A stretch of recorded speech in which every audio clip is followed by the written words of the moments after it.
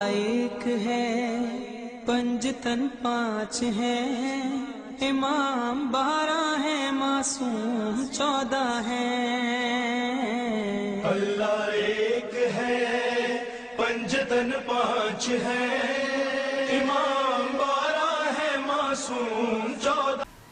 اعوذ باللہ من الشیطان اللعین الرجیم، بسم اللہ الرحمن الرحیم، وبہ نستعین وہو خیر معین، والعاقبۃ للمتقین والجنۃ للموحدین والنار للعاصین، والصلاة والسلام علی شریفنا وعظیمنا ونبینا ورسولنا وکریمنا سیدنا ونبینا ومولانا ابی القاسم محمد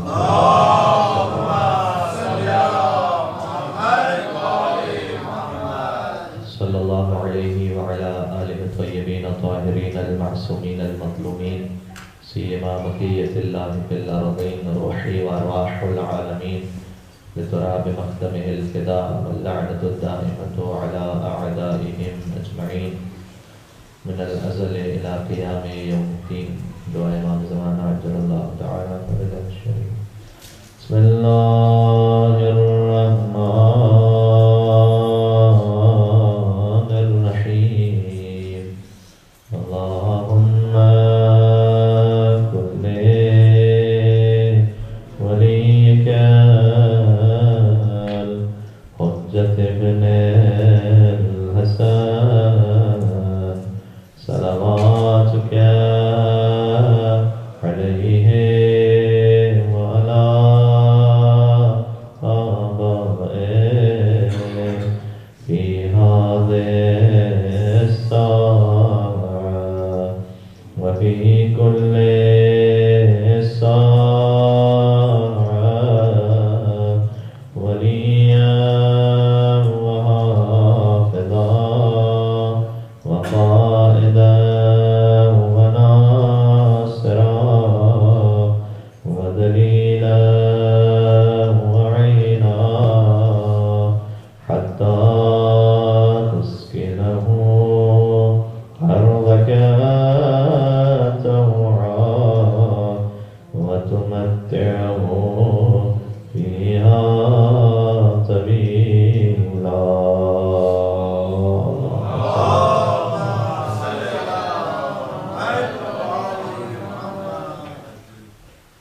أما بعد، فقد قال الله الحكيم في كتابه المجيد، بسم الله الرحمن الرحيم، إني عبد الله آتاني الكتاب وجعلني نبيا، صلوات على محمد وآل محمد۔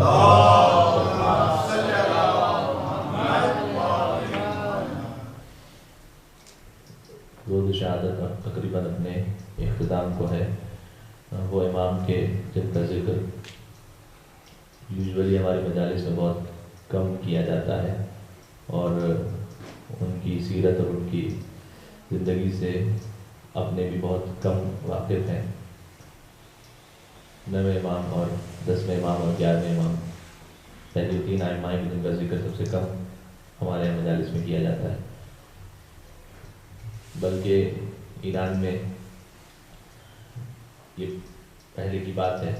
ایک ضرب المثل یعنی ایک مثال بھی مشہور ہو گئی تھی کہ جب بچہ مدرسے میں آیا اور استاد نے اسے ائمہ کے نام سکھلائے، تو ائمہ کے نام سیکھتے جب 9ویں امام وہ امام جواد کہتے ہیں۔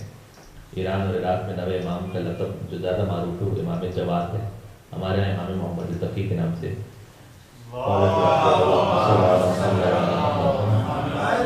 بچے کو جب نام سکھائے کہ 9ویں امام محمد تقی یا امام جواد علیہ السلام، اور 10ویں امام علی النقی اور 11ویں امام حسن عسکری، تو اس نے کہا کہ استاد سے اپنے، کیونکہ اس نے کبھی سنے نہیں تھے نام بیچارے نے، تو کہا کہ ان کو نکال کے عباس علی اکبر یہ نہیں کر سکتے کچھ، کیونکہ یہ نام زیادہ سنتے ہیں ہم نے۔ اس لیے ان ائمہ کا ذکر، یہ غیروں کے نے ان پر تو ظلم کیا ہے، اپنوں نے یہ ظلم کیا ہے کہ ان کا نام بھی جب بچے سنتے ہیں تو ایسا محسوس ہوتا ہے کہ جیسے نیا کوئی نام سنا ہے، ذکر سب سے کم ہوتا ہے۔ اور اس امام کی زندگی میں ایک بات یہ ہے کہ اس امام کی زندگی میں ایک بات یہ ہے کہ 25 برس کی عمر میں مولا کی شہادت ہوئی ہے۔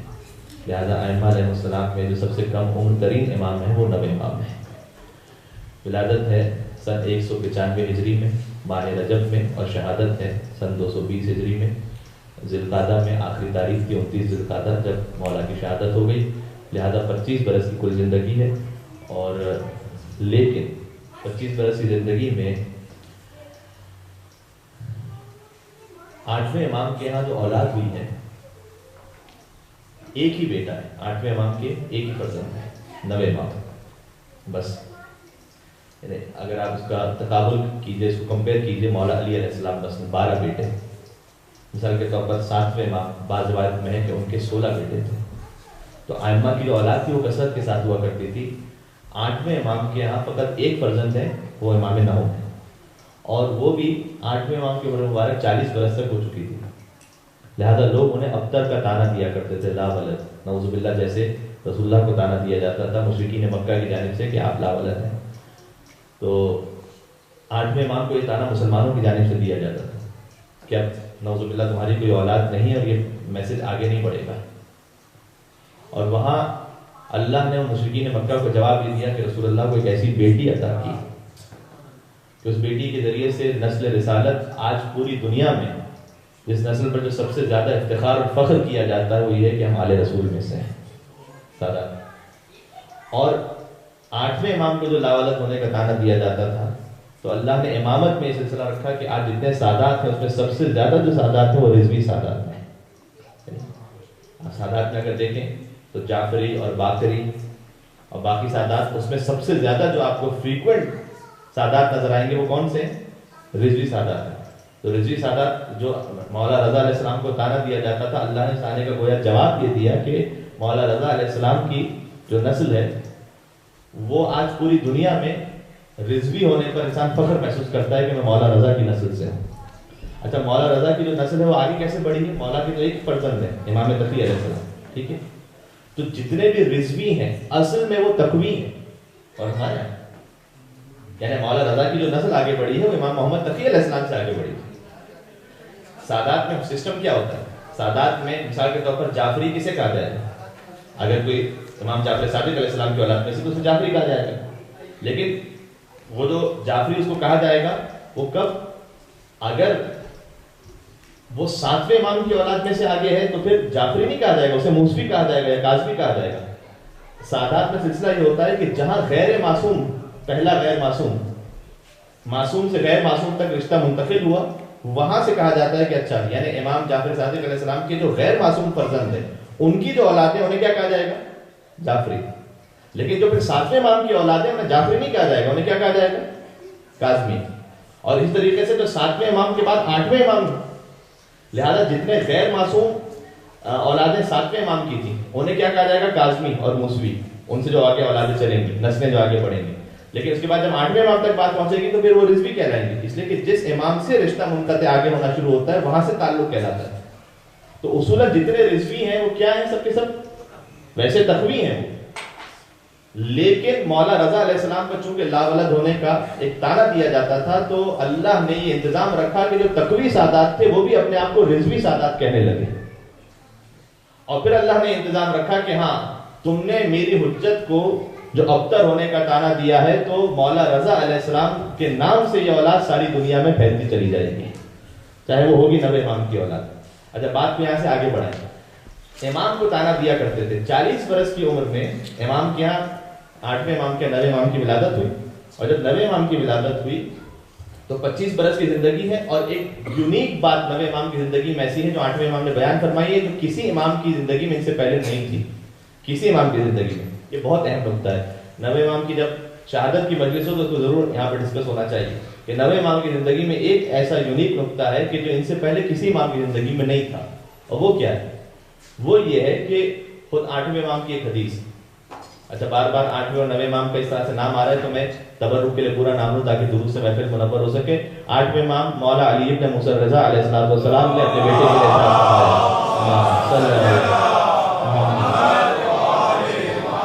اپنے بیٹے کے لیے ارشاد فرمایا۔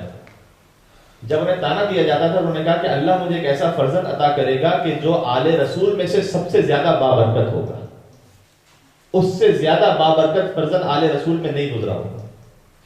آل رسول میں جتنے یعنی ائمہ ہیں ان میں سب سے زیادہ بابرکت 8ویں امام نے کسے کہا؟ اپنے فرزند 9ویں امام کو. کیوں؟ اس کی ایک وجہ ہے، 9ویں امام کی زندگی سے پہلے تک حتیٰ بہت سارے شیعہ چونکہ اس معرفت کے مقام پر نہیں تھے، لہذا بہت سارے شیعہ ان کے ذہنوں میں یہ تصور نہیں تھا کہ امام پیدا ہوتے ہی اس امامت کے اور علم لدنی کے مرحلے پر فائز ہوتا ہے. کیوں؟ اس لیے کہ امیر المومنین کو جو امامت ملی ہے رسول اللہ کے بعد تو ان کی زندگی گزر چکی تھی. آخری 25 سال مولا نے پھر خاموشی میں گزارے ہیں اور خود 4 سال کی ظاہری خلافت. یعنی مولا کی کل زندگی کتنی ہے مولا امیر المومنین کی؟ میرے بچے کو جواب دے سکیں انشاءاللہ، کسی کو تو یاد ہوگا. مولا علیہ السلام کی کل زندگی کتنی ہے؟ ہاں انشاءاللہ سب کو یاد تھا، ویسے انتظار کر رہے تھے ایک دوسرے کا. چلیں اٹھتے دن رکھتے ہو.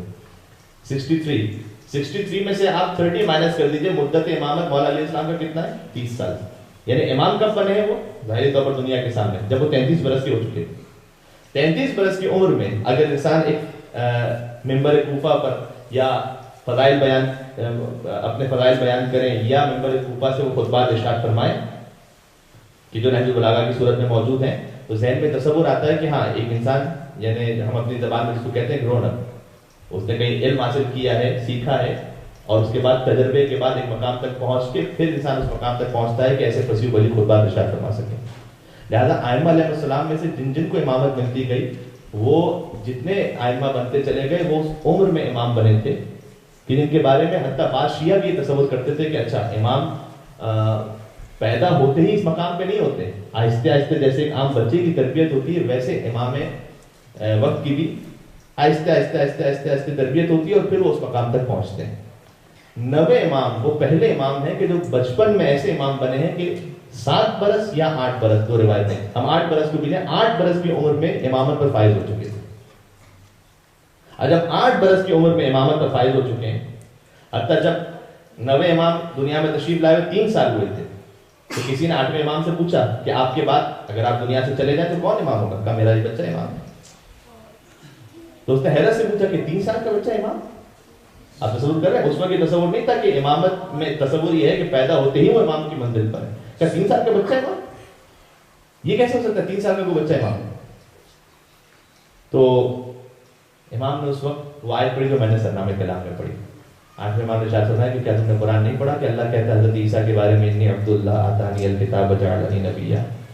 جب عیسیٰ 3 دن کے تھے اور گہوارے میں تھے تو کہتے ہیں انی عبداللہ، میں اللہ کا بندہ ہوں، آتانی الکتاب، اس نے مجھے کتاب عطا فرمائی ہے، وجعلنی نبیا، اور اس نے مجھے نبی بنایا ہے. اور اس کا ایک خوبصورت جملہ ارشاد فرمایا کہ جب مریم کے فرزند 3 دن میں نبی ہو سکتے ہیں تو فاطمہ زہرا کے فرزند امام صلوات محمد و آل محمد.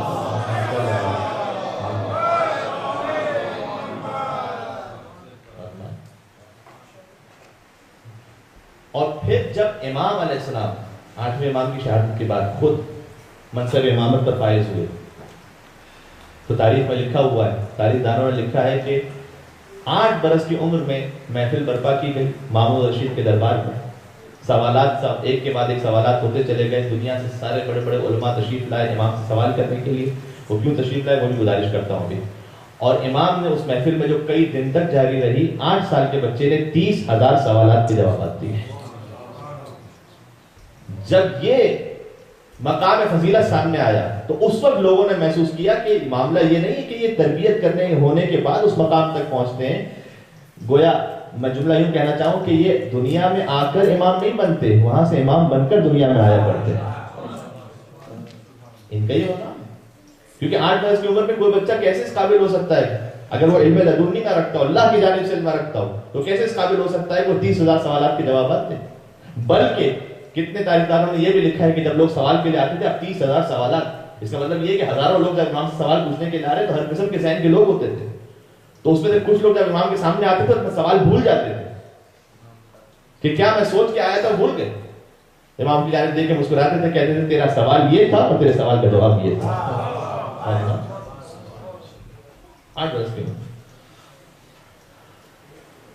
لہذا 8ویں امام نے ارشاد فرمایا کہ میرا یہ فرزند وہ ہے کہ جو آل رسول میں سے سب سے زیادہ بابرکت ہے. یعنی جب لوگ اسے دیکھیں گے تو پھر اصل منصب امامت کو سمجھ پائیں گے. اور منصب امامت کیا ہے؟ یہ جو میں نے عرض کیا، حضرت عیسیٰ علیہ السلام 3 دن میں نبی تھے، تو یہ امامت اسی نبوت کا تسلسل ہے. جیسے نبوت اللہ کا ہوتا ہے، امامت بھی اللہ کا ہوتا ہے. 8ویں امام کو دیکھ کر یہ سمجھ میں آیا. ایک شیعہ شاعر تھے اور ایک اہل سنت کے شاعر تھے، دونوں میں دوستی تھی، ہونی بھی چاہیے، کوئی میرج نہیں. لیکن اہل سنت کے جو شاعر تھے ان کو شیعہ شاعر سے شکایت تھی. انہوں نے کہا کہ جب بھی ہم کوئی بات کرتے ہیں شاعری کی، کوئی کتنی قسمیں شاعری کی، ٹھیک ہے، بات ماشاء اللہ 14,000 کے لیے شعر کہتے ہیں وہ بھی سامنے موجود ہے، کتنی اقسام شاعری کی. لیکن جو بھی ہم بات کرتے ہیں اس میں کہیں نہ کہیں تم کبھی علی کی فضیلت، کبھی فاطمہ زہرا کی فضیلت، کبھی حسن مصطفیٰ کا نام، کبھی حسین مظلوم کا نام، ان کے علاوہ تم کو شاعری کہتی نہیں. اس نے جواب دیا کہ بات یہ ہے کہ انسان جس کا کھاتا ہے اسی کا گاتا ہے. میں تو ان کے در سے لیتا ہوں، تو میں تو انہیں کے فضائل بیان کروں گا. اچھا، میں تو موضوع سے مرتبط ہوں. موضوع کیا ہے؟ امامت اسی نبوت کا کنٹینیوشن ہے. جیسے نبوت اللہ کا ہوتا ہے، امام ہم اپنی جانب سے چن کے نہیں بنا سکتے، یہ اللہ بناتا ہے. یہ نوے امام کی زندگی کو دیکھ کے سمجھ میں آئے کہ اللہ نے نہ بنایا ہوتا تو کبھی یہ قوت نہ ہوتی کہ 8 برس کی عمر میں 30,000 سوالات کے جوابات دیں. یعنی اللہ نے بنایا ہے. تو اس اہل سنت کے شاعر نے کہا کہ اب تم جب ہمیشہ اہل بیت کے فضائل بیان کرتے ہو تو میں تمہیں ایک ایسا مصرع دیتا ہوں، اس مصرے پر اگر تم نے اہل بیت کی کوئی فضیلت بتا دی تو میں تمہیں مان جاؤں گا. کہا کیا بیان کروں؟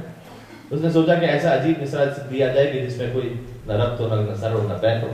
کہا کہ الٹ کر پلٹ کر، پلٹ کر الٹ کر.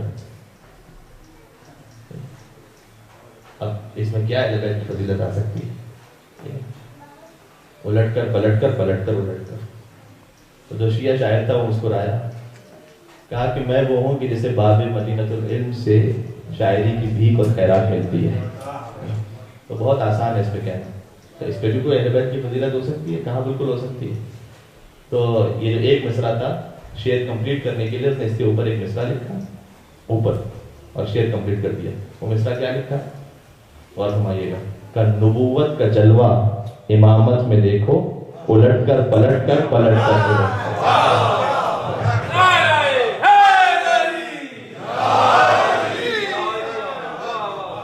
صلوات پر محمد و آل محمد.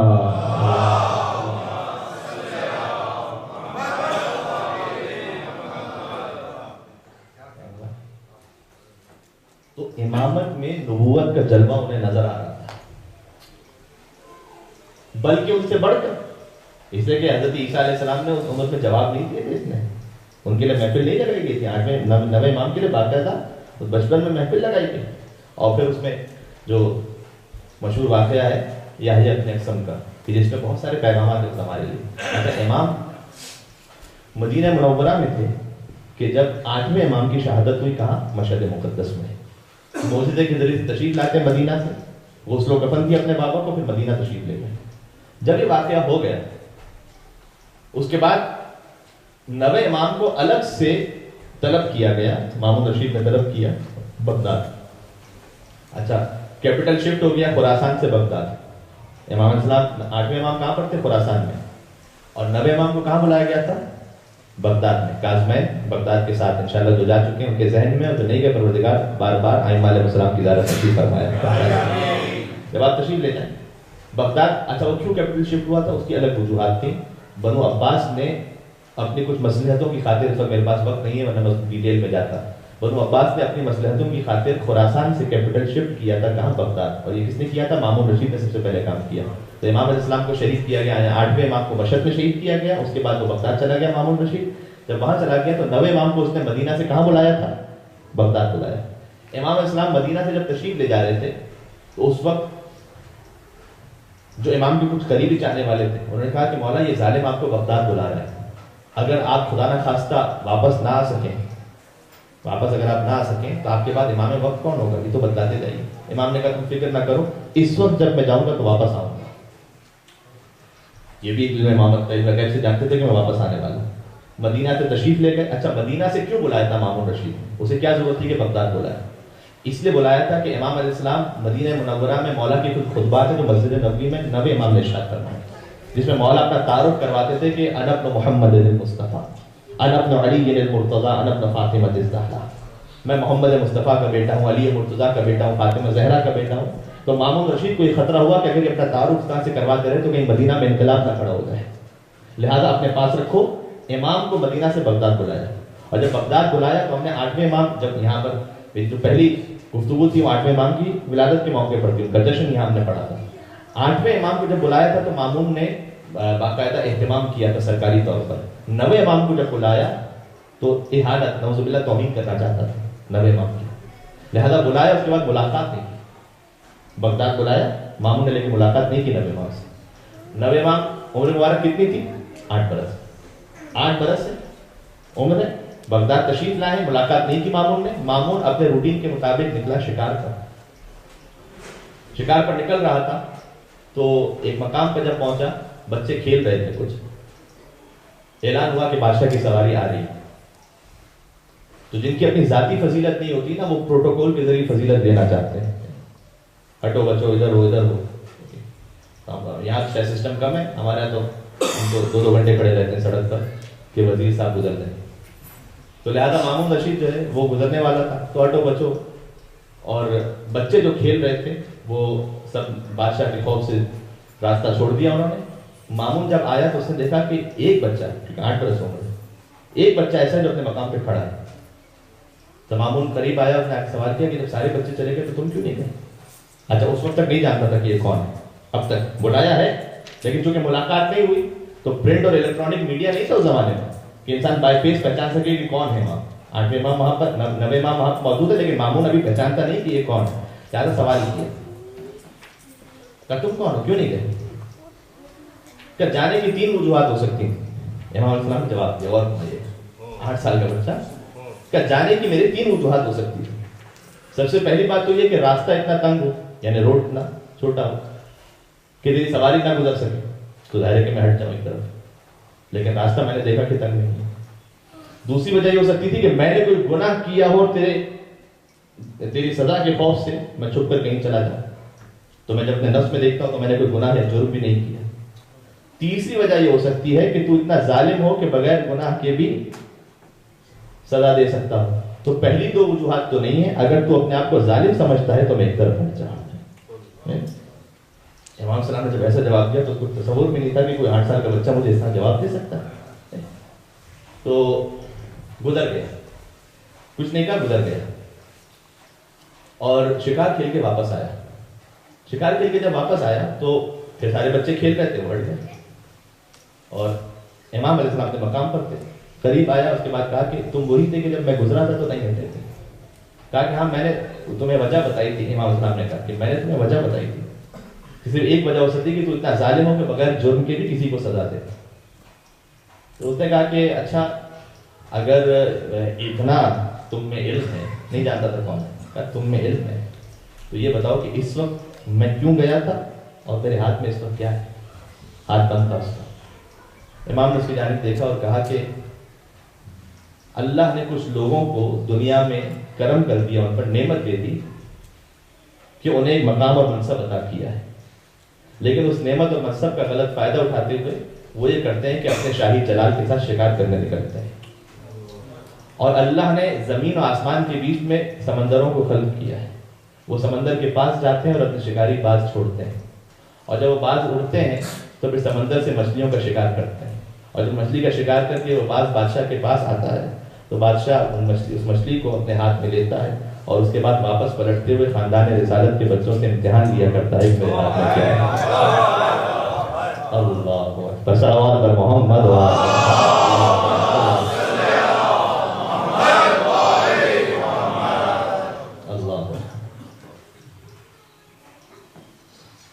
آپ نے کہا کہ خاندان رسالت کے بچوں سے امتحان، یعنی آپ آل رسول میں سے ہیں. اس وقت امام نے اپنا تعارف کروایا، کہا انا ابن علی المرتضیٰ، میں علی مرتضیٰ کا بیٹا ہوں. اس وقت مامون رشید کی زبان سے بے اختیاری جملہ نکلا، اللہ اعلم حیث یجعل رسالتہ. مامون نے کہا کہ اللہ خوب جانتا ہے کہ اپنے عہدے کو کس خاندان میں رکھنا چاہیے، اللہ جانتا ہے. اچھا سوال، علامہ ذیشان الجوادی صاحب علی اللہ مقام، کوئی میرا سننے والا ایسا نہیں ہوگا جس نے ان کا نام نہ سنا. انہوں نے یہاں پر ایک بات لکھی کہ جب وہ امام کا امتحان لینا چاہتا تو امام نے سمپلی یہ کیوں نہیں کہہ دیا کہ تیرے ہاتھ میں مچھلی ہے، بات ختم ہو جائے. امام نے کیوں ساری ڈیٹیل بیان کی کہ بادشاہ ہوتے ہیں، شکار کے لیے سمندر کے پاس جاتے ہیں، اپنے باز چھوڑتے ہیں، بعد مچھلی کا شکار کرتے ہیں، اس کے بعد اپنے ہاتھ میں بند کرتے ہیں مچھلی کو، پھر امتحان دیتے ہیں. یہ ڈیٹیل کیوں امام نے بیان کی؟ علامہ جواد صاحب لکھتے ہیں کہ شاید امام اسے سمجھانا چاہتے تھے کہ جب ہم تیرے شکار کی ڈیٹیل کو جانتے ہیں تو تیری ڈیٹیل بھی قرآن ہے، تو ہم تیرے حسب نسب سے بھی اچھی طرح سے واقف ہیں، ہم تیرے حسب نسب سے اچھی طرح واقف ہیں. لہذا خالی ہمارے علم کو نہ دے، ہمارے وسعت علم کو دیکھ. علم کتنا وسیع ہے. جب یہ واقعہ پیش آیا، اس نے امام علیہ السلام کا تعارف سنا. اچھا یہ 8ویں امام کے فرزند ہیں. 9ویں امام کو اپنے دربار میں لے کر آئے، اور 9ویں امام کو اپنے دربار میں لے کر آ کر اس نے کام کیا، کہا کہ میں اعلان کرتا ہوں کہ میں اپنی بیٹی کی شادی، جس کا نام ام فضل تھا، کہ میں اپنی بیٹی کی شادی ان سے کر رہا ہوں. اچھا اس وقت ایک کوہرام پپا ہو گیا، اور مامون رشید سے بہت سے لوگوں نے کہا کہ 8 سال کے بچے سے تو اپنی بیٹی کی شادی کرنا چاہتا ہے، تو کم از کم شاہی آداب کے مطابق کسی پڑھے لکھے انسان سے، جس نے کچھ سیکھا ہو، جس نے کچھ علم حاصل کیا ہو. احترام کا تقاضا تو شاہی آداب کے حساب سے یہ تھا کہ اس سے شادی کی جائے تیری بیٹی کی. یہ 8 سال کا بچہ کہاں اس لائق ہے کہ وہ شاہی داماد بن سکے؟ اس وقت مامون رشید نے کہا کہ اچھا اگر اس بچے کا امتحان لینا چاہتے ہو تو پھر ایسا کرو کہ تم پوری مملکت اسلامیہ میں سے، بلکہ پوری دنیا میں سے جسے چاہو لے آؤ اس بچے کے مقابلے پر، اس کا امتحان لینے کے لیے. اس وقت محفل لگی، اور جو میں نے عرض کیا کہ جو 30,000 سوالات کے جوابات کس میں دیے تھے، اس محفل میں ایک محفل لگی. لوگ آتے گئے، پوچھتے گئے، امام جواب دیتے گئے، جواب دیتے گئے، جواب دیتے گئے، جواب دیتے گئے، یہاں تک کہ آخر میں سب سے بڑا عالم آیا. سب سے بڑا عالم جس کا نام تھا یحییٰ ابن احسن، وہ آیا امام کے پاس. اور جب وہ آیا امام علیہ السلام کے پاس، مجھے نہیں معلوم میں نے اس بات کو یہاں گزارش کیا تھا نہیں کیا تھا، میرے ساتھ شاید میں نے اب تک اس گزارش نہیں کیا. 8ویں امام کے ساتھ جب 9ویں امام کے سامنے وہ پہنچا، یحییٰ ابن احسن جو قاضی خدا چیف جسٹس تھا، اپنے زمانے کا سب سے بڑا عالم، اور مامون سے آ کے اس نے پوچھا کہ کس سے مقابلہ کرنا، کس سے سمجھ کرنا؟ تو امام رشید نے کہا کہ ان سے. اس 8 سال کے بچے سے امام کی توہین کرنا چاہتا تھا. تو سوال کرنے سے پہلے یہ کہا کہ تم عالم بھی ہو یا نہیں؟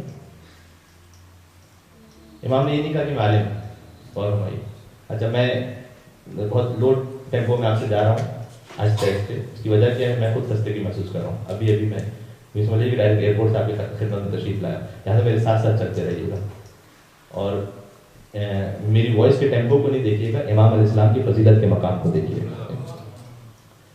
تو پوچھا عالم؟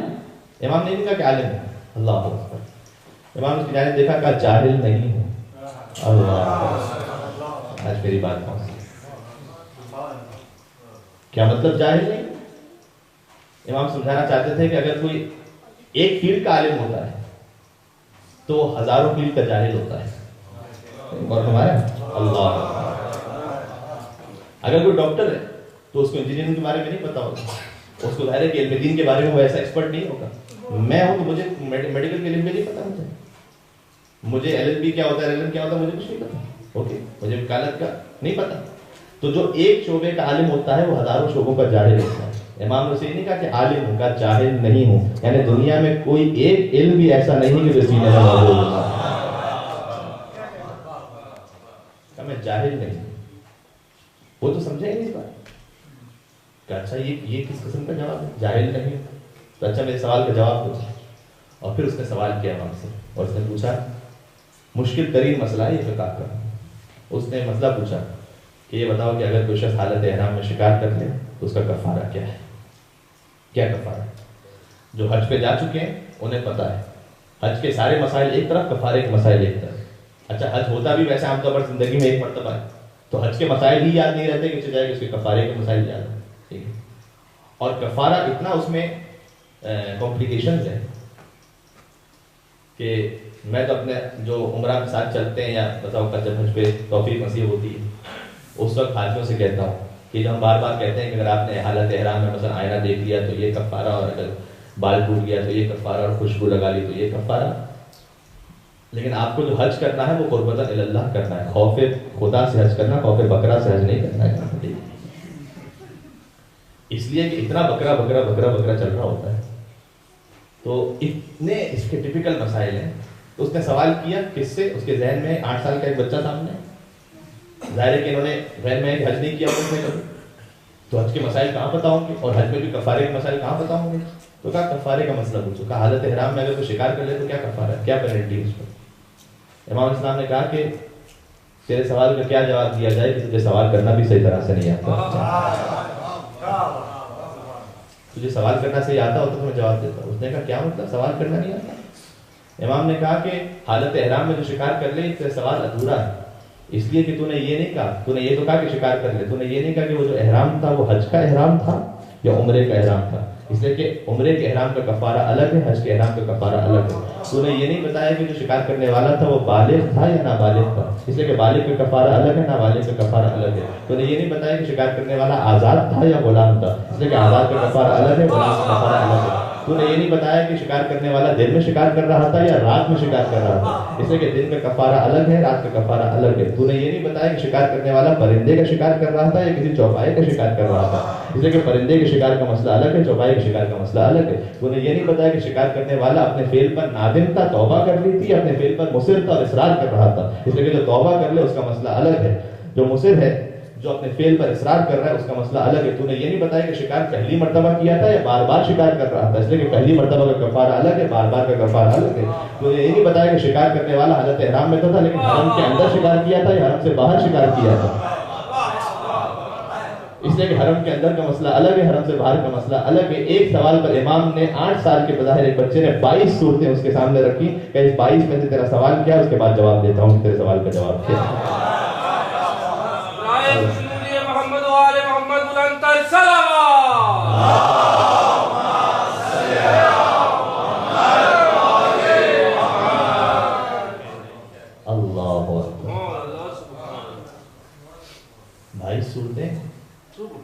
اب آپ تصور کیجئے کہ کیا اس میں کوئی صورت رہ جاتی ہے کہ وہ کچھ کہتا کہ میں یہ پوچھنا چاہ رہا تھا، کوئی گنجائش رہ جاتی ہے؟ جو جب حضرت ابراہیم نے نمرود کے سامنے معجزہ دکھایا تھا نا تو قرآن کہتا ہے فَبُہِتَ الَّذِي كَفَرَ، کافر مبہوت ہو گیا تھا. کیا جواب ہے؟ یہاں پر گویا یحییٰ ابن اقسم 8 سال کے بچے کے سامنے مبہوت ہو گیا تھا کہ میں کیا کروں. اس کے بعد امام علیہ السلام نے ایک کیونکہ اب ظاہر ہے اس کو حج کلاس نہیں ہو رہی کہ میں بیان کروں، تو فقہی مسئلہ بیان کرنا مقصد نہیں ہے، میں بیان کرنا چاہتا تھا کہ وسعت علم امامت کتنا ہے. تو امام نے 22 صورتوں میں سے ایک مسئلہ بیان کیا، ایک صورت بیان کرتے گئے، یہ ہے تو یہ کفارہ، یہ ہے تو کفارہ نہیں ہے، ایسا ہے تو کفارہ کیا ہے. جب ساری صورتیں بیان کر لی امام نے، اچھا یہاں پر ایک بہت اچھا خوبصورت درس ہے ہمارے لیے.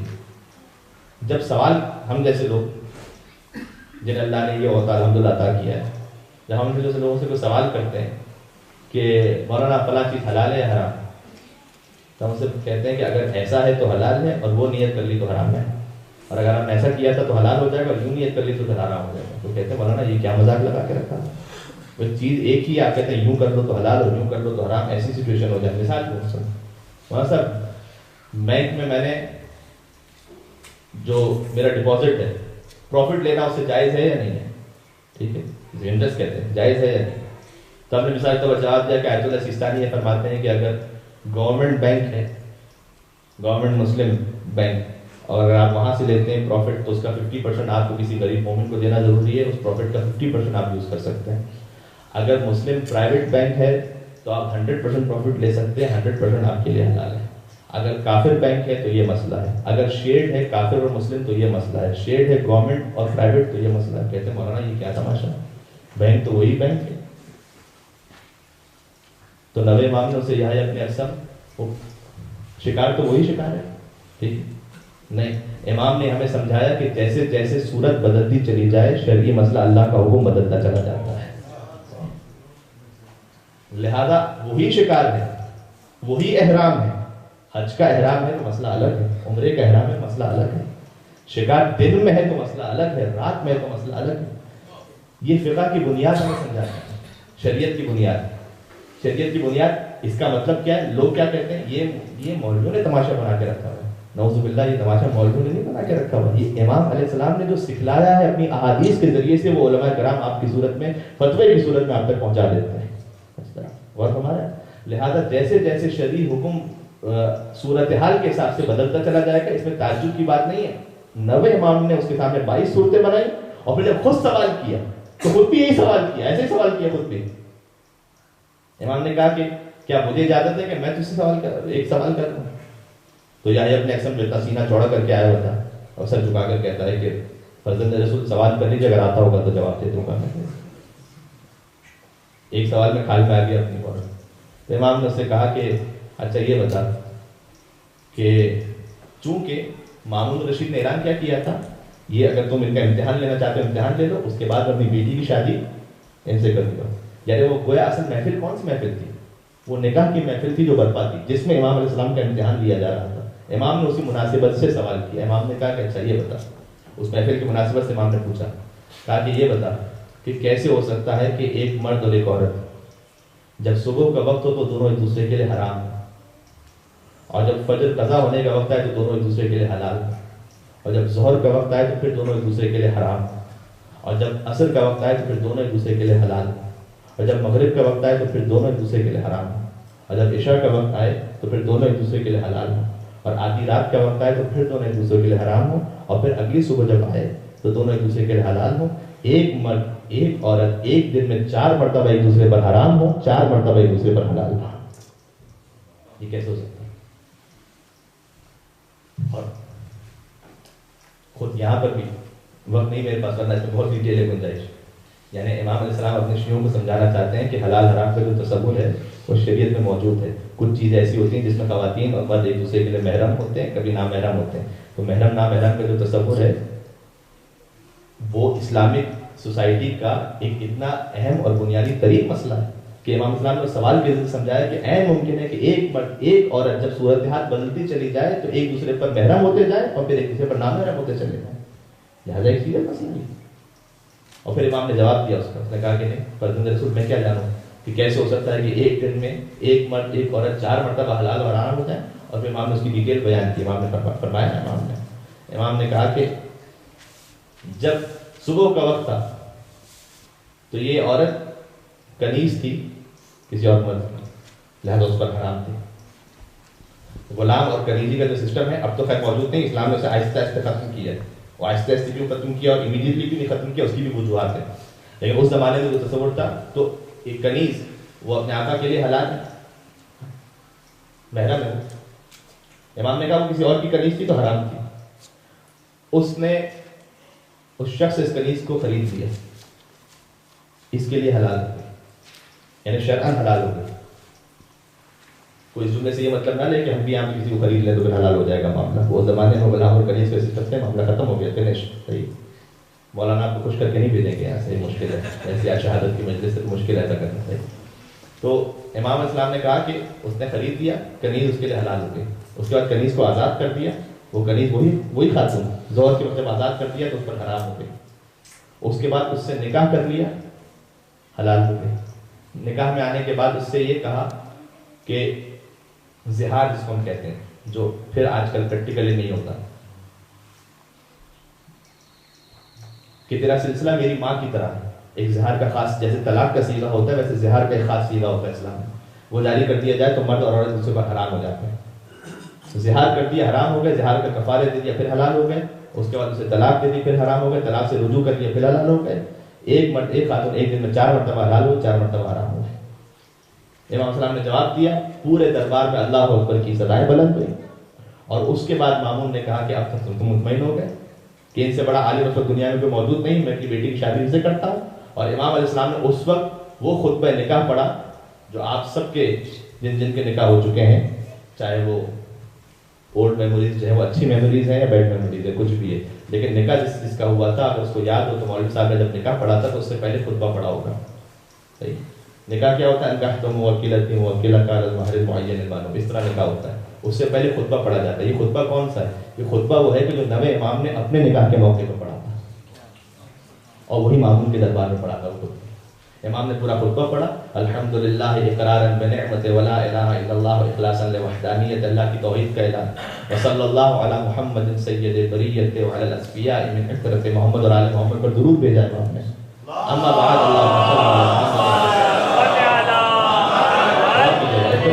اما بعد فقد كان من فضل اللہ علی الانام ان اغناهم بالحلال عن الحرام. غور فرمائیے امام خطبہ نکاح کیا کہہ رہے ہیں. امام نے کہا کہ اللہ کا یہ فضل ہے کہ اس نے حلال راستہ مہیا فرمایا ہے تاکہ حرام سے محفوظ رہا جا سکے. نکاح کے موقع میں ہم نے خطبہ ارشاد کیا حلال راستہ اللہ نے معین فرمایا تاکہ انسانیت حرام سے محفوظ رہ سکے. ان اغناهم بالحلال عن الحرام. وقال اللہ تبارک و تعالی فی القرآن. امام نے کہا جیسے کہ اللہ نے قرآن کریم میں ارشاد فرمایا ہے وانکحوا الایام منکم والصالحین من عبادکم وایمانکم ان یکونوا فقراء یغنیہم اللہ من فضلہ واللہ واسع علیم. کہ تم میں سے جو صالح مرد اور صالح خواتین ہیں ان کا آپس میں نکاح کرا دیا کرو. ان یکونوا فقراء یغنیہم اللہ من فضلہ. اگر تم فقیر بھی ہوگے تو گھبرانا نہیں, اللہ تمہیں اپنے فضل سے غنی بنا دے گا. واللہ واسع علیم. اور اللہ بہت وسعت والا اور جاننے والا ہے. اللہ جاننے والا ہے. یہ اللہ نے یہاں کیوں کہا کہ میں جاننے والا ہوں؟ اس اعتبار سے کہا ہے کہ اگر شرعی اعتبار سے شریعت کی نیت سے نکاح کیا جا رہا ہے تو اللہ غنی بنائے گا. اگر آسٹریلین پاسپورٹ کے لیے کیا جا رہا ہے ضروری نہیں کہ اللہ غنی بنائے گا. اس کی کوئی گارنٹی. اللہ دلوں کا حال جانتا ہے کہ کون کس نیت کی خاطر نکاح کر رہا ہے. تو اگر میرے حکم سے نکاح کیا, اللہ نے کہا کہ میں تمہیں تمہاری زندگی میں کم از کم اتنا تمہیں عطا کر دوں گا کہ تم کسی کے محتاج نہیں رہو. ہر نکاح کرنے والا بل گیٹس نہیں بن جائے گا اوبویسلی, ٹھیک ہے, اور بننے کی ضرورت بھی نہیں. اللہ نے کہا تمہیں غنی بنا دوں گا. غنی کا مطلب کیا ہوتا ہے؟ جو سب سے زیادہ دولت مند ہونے. غنی کا مطلب یہ کہ اس کے پاس اتنا کم از کم ہو کہ کسی اور کا محتاج نہ ہو. یہ امام نے خطبہ پڑھا. اس کے بعد نکاح ہوا ام فضل سے, مامون رشید کی بیٹی. یہ میں آپ کو کہاں تک لے کر آیا؟ امام مدینہ سے بغداد ابھی پہنچے, ٹھیک, وہ وقت میرا پورا ہو گیا. اور پھر جب نکاح مکمل ہو گیا کچھ عرصے امام بغداد میں رہے. اور چونکہ اب نسل امامت کو آگے بڑھنا تھا تو ظاہر ہے کہ مامون رشید کی بیٹی کے ذریعے نسل آگے نہیں بڑھ سکتی ہے.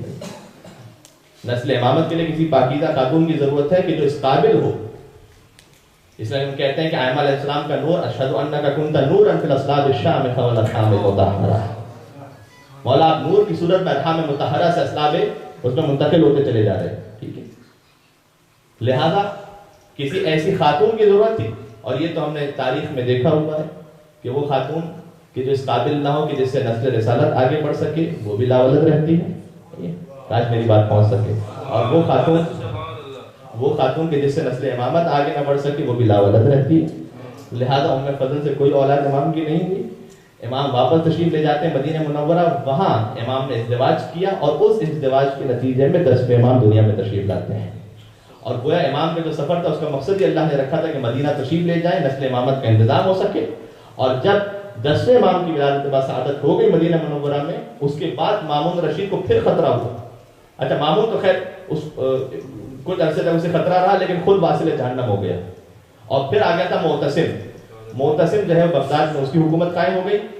ام فضل مستقل خط لکھا کرتی تھی, پہلے اپنے باپ مامون کو اور اس کے بعد اپنے چچا معتصم کو, امام کی شکایتوں میں. اور اس میں سب سے بڑی شکایت یہ تھی کہ جب یہ مدینہ تشریف لائے تو انہوں نے دوسری شادی کر لی. ٹھیک ہے, تو تھوڑا سا شاید پتہ نہیں کہنا صحیح نہیں, آسٹریلین مائنڈ کی تھی کیا تھا, بہرحال جرم تھا یہ کرنا وہاں پر اس کے ذہن میں. تو امام علیہ السلام نے کیونکہ میں نے سنا ہے کہ یہاں پر یہ شاید ایلیگل ہے, میرے خیال میں الاؤڈ نہیں, تو خیر یہ گزارش کر رہا تھا. امام علیہ السلام نے جب دوسری شادی کی تو خط لکھا. جب خط لکھا کس نے؟ ام فضل نے. کسے لکھا؟ اپنے باپ کو مامون رشید. کہا کہ اس نے یعنی امام علیہ السلام نعوذ باللہ توہین کے ساتھ خط لکھا تھا. کہا انہوں نے شادی کر لی ہے دوسری. مامون نے جواب دیا کہ جس چیز کو اللہ نے حلال کیا ہو تو میں کیسے حرام کر سکتا ہوں. اور شاید اس نے جواب اس لیے دیا کہ اگر وہ یہ کہتا امام علیہ السلام پہ تنقید کرتا تو امام علیہ السلام اسے پوچھ سکتے تھے کہ میں جو حلال کر رہا ہوں دوسری شادی, تیرے دربار میں جو اتنی خواتین گھوم رہی ہیں, یہ جو حرم سرا لگا ہوا ہے, اس کا کیا جواب ہے؟ ٹھیک ہے نا. تو اس کے پاس کوئی امام علیہ السلام اس پہ سامنے جواب اعتراض کر سکتے تھے. امام علیہ السلام پر جب اس کی اپنی بیٹی نے اعتراض کیا تو اس نے جواب دیا کہ شریعت نے حلال کیا ہے, اور شریعت نے جب حلال کیا ہے تو اس میں کوئی گنجائش نہیں ہے. جب مامون خود واصل جہنم ہو گیا اس کے بعد پھر اپنے چچا معتصم کو خط لکھا, اور چچا نے نوے امام کو پھر بلایا مدینہ سے بغداد. جب امام بغداد پھر تشریف لے کے جاتے ہیں, اب جب مدینہ سے نکلنے لگے تو اسی صحابی کو کہ جس نے سوال کیا تھا پہلے, اسے بلایا اور کہا کہ اب جب میں مدینہ سے جا رہا ہوں تو بغداد سے واپس نہیں آؤں گا. لہذا اب میرا یہ فرزند امام علی نقی یہ امام ہے, انہیں اپنا امام سمجھنا، اب میں ہمیشہ کے لیے رخصت ہو رہا ہوں۔ امام تشریف لے کر بغداد آئے، معتصم نے اپنے پاس رکھا، دو روایتیں، یا وزیر کے ذریعے سے زہر دلوایا یا ام فضل اسی ملعونہ نے امام کو زہر دیا، جیسے امام حسن مجتبیٰ کی روجہ نے زہر دیا، ویسے ہی نوے امام کی بیوی نے جو مامون کی بیٹی تھی امام کو زہر دیا۔ دو روایتیں یہاں پر، ہو سکتا ہے کہ 2 مرتبہ بھی زہر دیا گیا، یہ بھی ممکن ہے کہ دونوں نے زہر دیا ہو، وزیر نے بھی زہر دیا ہو اور ام فضل نے بھی زہر دیا ہو۔ زہر کے اثر سے امام کی شہادت واقع ہوتی ہے۔ زہر اس طرح سے دیا گیا، جو وزیر والی روایت ہے اس میں یہ ہے کہ امام علیہ السلام کی ایک دعوت کی، معتصم کے وزیر نے امام کو بلایا اور کھانا پیش کیا، امام نے کچھ کھانا تناول فرمایا، کہا کہ فرزند رسول کچھ اور بھی کھا لیجیے۔ امام اٹھ کر جانے لگے، کہا نہیں کچھ اور بھی کھا لیجیے۔ امام نے اس کی جانب دیکھا اور کہا کہ جو تیرا ارادہ ہے اس کے لیے اتنا ہی کافی ہے۔ امام اپنے مقام سے اٹھے۔ بہار الانوار میں علامہ مجلسی نے لکھا ہے، یہ جو ہم ہمیشہ سن لیتے ہیں نا کہ امام کو زہر دیا گیا، امام کی شہادت ہو گئی، ایک جملہ، یہ سرسری بات نہیں ہے۔ بہار الانوار میں علامہ مجلسی نے لکھا کہ 90 امام کا جو زہر تھا وہ اتنا شدید تھا کہ مولا ایسے تڑپ رہے تھے کہ جیسے کسی مچھلی کو پانی سے نکال دیا جائے وہ تڑپا کرتی ہے۔ امام تڑپتے رہے زہر کی تکلیف سے، کچھ دنوں تک تڑپتے رہے۔ اچھا، اللہ نے سعادت عطا کی ہے، الحمدللہ۔ آپ 90 امام کی مجلس شہادت میں یہاں پر تشریف فرمائیں۔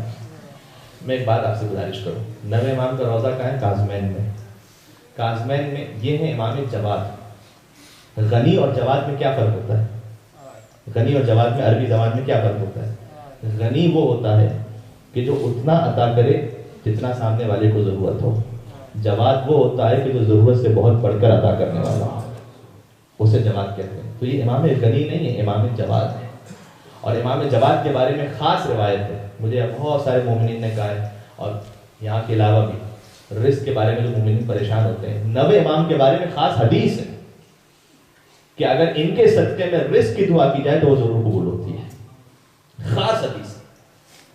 چھٹے امام کے وسیلے سے آپ رزق کی دعا کریں وہ بھی ٹھیک ہے، مولا علی سے مانگیں وہ بھی ٹھیک ہے، مولا حسین سے دعا کریں وہ بھی ٹھیک ہے، لیکن 90 امام کے بارے میں خاص روایت ہے ہمارے پاس۔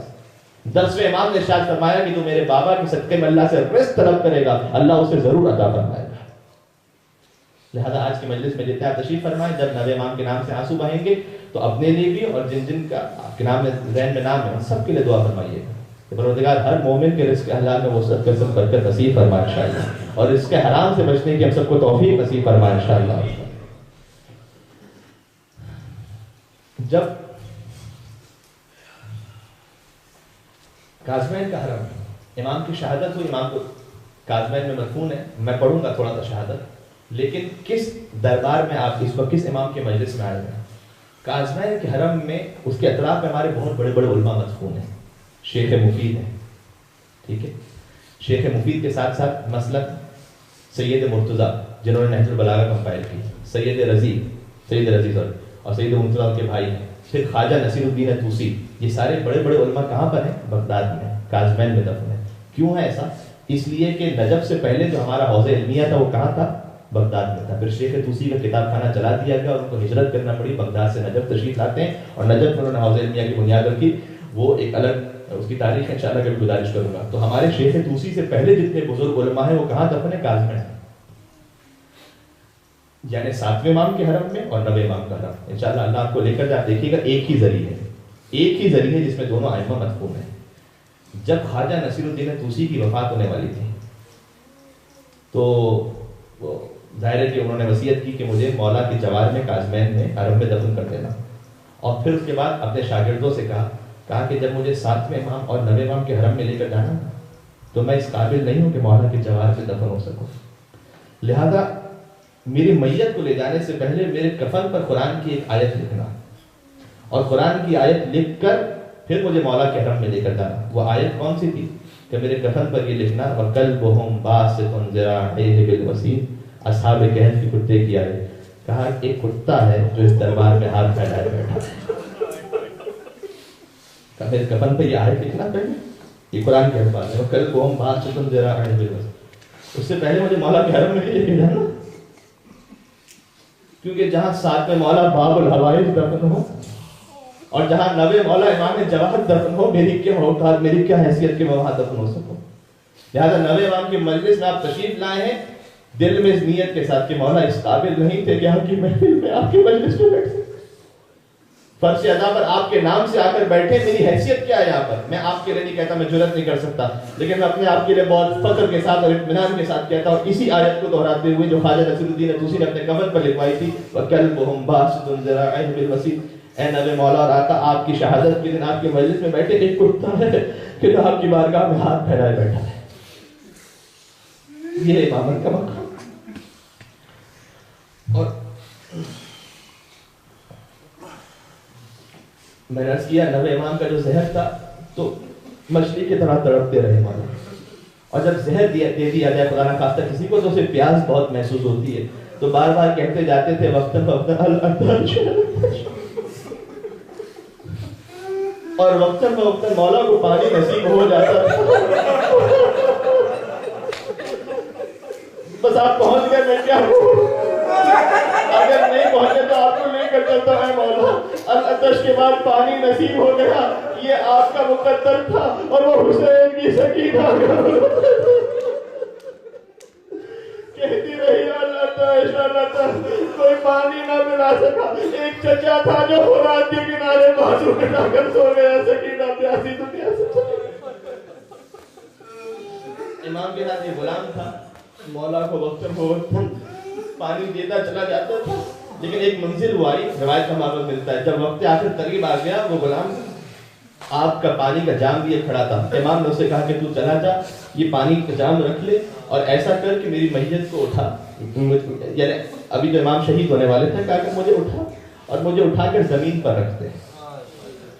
زمین پر رکھ دیا گیا، امام نے اپنا رخ کربلا کی طرف کیا۔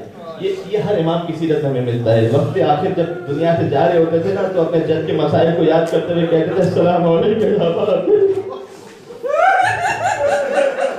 امام سلام کرتے السلام علیکم یا ابا عبداللہ، اور راوی کہتا میں نے دیکھا مولا کی آنکھوں سے آنسو جاری ہو گئے۔ مولا کی آنکھوں سے 25 برس کا سن ہے، 25 برس کا سن ہے، لیکن ذات اتنا طاری تھا کہ جسم پر کپکپاہٹ طاری تھی۔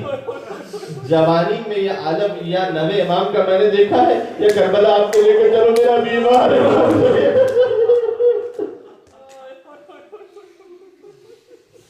میرا بیمار امام سید سجاد، ہاتھوں میں ہتھکڑیاں تھی، پیروں میں بیڑیاں تھی، گلے میں توب تھا۔ جوانی ضرور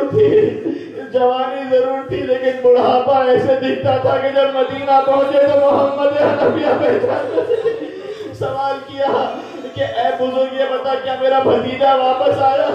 مولا نے تڑپ کر کہا اے چچا محمد حنفیہ آپ نے بھی نہ پہچانا، میں آپ کا بھتیجا سید نبی امام رخصت ہوئے، اور وہ غلام جو مولا کے ساتھ تھا یہ بھی روایت کرتا ہے 10ویں امام کہاں تھے؟ مدینہ منورہ میں تھے۔ وہ صحابی مولا کا جو 10ویں امام کے پاس مدینہ منورہ میں تھا، اس سے بھی روایت ہے۔ وہ یہ کہتا ہے کہ میں 10ویں امام کی خدمت میں مدینہ منورہ میں تشریف فرما تھا، امام ایک ورقے پر نگاہ کرتے جاتے تھے اور روتے جاتے تھے، گریہ کرتے جاتے تھے۔ اچانک اپنے حجرے میں تشریف لے گئے اور صدائے گریہ بلند ہوتی ہے، کہتے واہ بتا میرا بابا دنیا سے رخصت ہو گیا، میرا بابا دنیا سے چلا گیا۔ اپنے اس صحابی سے کہا کہ مجھے امر موجودہ جانا ہے، اپنے بابا کا غسل و کفن انتظام کرنا ہے۔ امام مدینہ سے تشریف لائے بغداد میں، اس لیے کہ امام کا غسل و کفن سوائے باپ کی کوئی اور نہیں کر سکتا۔ آتے ہیں بغداد، 10ویں امام نے غسل و کفن دیا اور اس کے بعد اہتمام سے جنازہ اٹھا اور دفن کر دیا گیا۔ میں کہوں گا مولا معجزے سے تشریف لے آئے، اس لیے کہ جس کا وارث زندہ ہو باپ کو دفنا دیا کرتا ہے، لیکن ایک وارث کربلا میں تھا، تو بہتریا تھی۔ آخر جملہ، بس میرا آخری جملہ، گفتگو تمام ہو رہی ہے، گفتگو ختم کر رہا ہوں۔ امام سے میں نے کیا عرض کیا تھا، مدینہ منورہ سے چلے تھے اور بغداد تشریف لائے تھے، ٹھیک ہے۔ امام مدینہ سے چلے تھے، جس امام نے بھی مدینہ کو چھوڑا ہے نا تو آخر میں جو حاضری دی ہے نا وہ اپنی ماں فاطمہ زہرا کی قبر پر حاضری دی۔ نبی امام بھی جب مدینہ چھوڑ رہے تھے تو اپنی ماں کی لحد پر آئے تھے گریہ کرتے ہوئے، بغداد تشریف لے گئے تھے. میں کہوں گا اے مولا آپ گریا کرتے ہوئے بغداد تشریف لے گئے, لیکن جب حسین مدینہ سے چلے تھے تو زینب بھی ساتھ تھی, ام کلثوم بھی ساتھ تھی, سکینہ بھی ساتھ تھی. حسین بھی رخصت آخر کے لیے ماں کی قبر پر آئے تھے, لیکن کیسے آئے تھے؟ میری تقریر کا آخری جملہ راوی کہتا ہے جب نانا کی قبر پر حسین گئے تو قدم جما جما کر چل رہے تھے, جب بھائی کی قبر پر گئے تو سیدھا تھا اور آہستہ آہستہ چل رہے تھے, لیکن جب ماں کی لہر پر پہنچے تو ایسے دوڑے جیسے کوئی چھوٹا بچہ ماں کی لہر پر جاتا, اپنے آپ کو ماں کی قبر پر گرا کر کہا ماں تیرے پیاسے بیٹے کا سلام لے, تیرے پردیسی بیٹے کا سلام لے. اور وہاں سے آواز آئی تھی تو فکر نہ کر, میں زبان حال سے کہہ رہا تو فکر نہ کر, اے حسین تو کربلا سے چلے گا, تیری ماں تیرے ساتھ ساتھ چلے گی. حسین کربلا تو مدینہ سے چلے گا, تیری ماں ساتھ ساتھ چلے گی. لہذا ہمیں سمجھ میں آتا ہے جب حسین کربلا میں زلزلہ سے زمین پر تشریف لائے تو گویا ایک ماں تھی جس نے دامن پھیلایا ہوا تھا, میرے لال حسین کربلا کی زمین جل رہی ہے, تیری ماں تجھے مدینہ سے کربلا.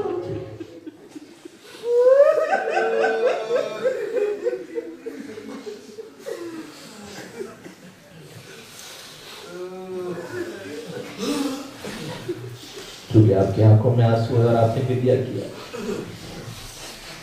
لہٰذا میں یہی توسل کرتا ہوں. بس نبی ہمیں خدمت میں ساری دعائیں اپنے ذہن میں رکھیے گا, بالخصوص رزق کی دعا. تو میں نے عرض کیا کہ خاص حدیث میں ہے کہ امام جواد کے صدقے میں مانگی جائے, اور میں یہاں پر چونکہ ذاتی طور پر میں وہاں رہ چکا ہوں, لہٰذا محسوس کرتا ہوں اس درد کو کہ پروردگار شاید یہاں حالات پھر بھی نسبتاً مناسب ہوں جہاں سے میں آ رہا ہوں. پروردگار مومنین پر بہت سارے مومنین حالات بہت سخت ہیں. پاکستان میں حرام کمانا پھر آسان ہے, لیکن حلال کمانا مشکل ہوتا چلا جا رہا ہے. تو ہم تیری خدمت میں وسیلہ دیتے ہیں امام تقی امام جواد علیہ السلام کا. یہاں پر بھی جو میرا جوان ساتھی بالخصوص جو آئے ہیں تشریف لائے ہیں, اگر کسی کو کوئی جاب کا مسئلہ ہے, کسی کے یہاں کوئی اور ایسا مسئلہ ہے, ان سب کے لیے دعا کرتے ہیں انشاءاللہ پروردگار رزق وہ سب نصیب فرمائے. میں توسل کرتا ہوں, آپ میرے ساتھ ساتھ پڑھیں تاکہ انشاءاللہ سب کی دعا قبول ہو سکے. بسم اللہ الرحمن الرحیم. یا ابا جعفر یا محمد ابن علی ایہا التقی الجواد یا ابن رسول اللہ یا حجت اللہ علی خلقہ یا سیدنا مولانا انا توجہنا واستشفعنا وتوسلنا بك إلى الله وقدمناك بين يدي حاجاتنا يا وجيها عند الله اشفع. ہر ایک کے لیے مل کے شاید سب کی دعا کرو. یا وجیہا عند اللہ اشفع لنا عند اللہ. توسل ابھی کرتے ہیں. ایک دو میں اور آپ کو یاد دلاتا ہوں. میں نے اس کے نبی امام مدینہ سے چلے بغداد تشریف لے آئے, وہاں پر شہید ہو گئے. آج جب انشاءاللہ آپ کو اللہ نصیب کرے گا آزمین تشریف لے جائیں, وہاں پر عظیم الشان حرم ہے, زری ہے, گنبد ہے, لیکن یہ مولا اپنی ماں سے ودا کر کے مدینہ سے تشریف لائے تھے. اس ماں کی قبر پر کوئی چراغ چلانے والا نہیں. مدینہ منورہ میں فاطمہ زہرا کی قبر ہے. آپ یہاں بیٹھ کر نبی امام کی مجلس کر رہے ہیں, لیکن کسی کو مدینہ میں فاطمہ زہرا کا نام لینے کی اجازت نہیں ہے. کوئی وہاں کھڑے ہو کر زیارت نہیں پڑھ سکتا, کوئی یا فاطمہ زہرا نہیں کہہ سکتا. تو جیسے نبی امام کا مزار آباد ہے کازمین میں, ویسے مدینہ منورہ کے جنت البقیع کے ویران مزارات کی تعمیر کی اسباب کے لیے انشاءاللہ, اور جتنے وہاں پر فاسقین موجود ہیں, جتنے منافقین ہیں, سب جلد سے جلد واصل جہنم ہو انشاءاللہ. اور سب کی نیست نابودی کے لیے سب مل کر یا وجیہ میرے ساتھ ساتھ پڑھیں گے. یا وجیہ عند اللہ اشفع لنا. آخری ظہور امام زمان کے لیے یا وجیہان عند اللہ اشفع لنا عند اللہ بحق فاطمة وأبيها وبعدها وبنيها والسر المستودع فيها. اللهم ارزقنا في الدنيا جارة الحسين وفي الآخرة شفاعة الحسين وادخلنا الجنة من باب الحسين واشف مرضانا بحق علي بن الحسين. وصلى الله على محمد وآله الطيبين الطاهرين.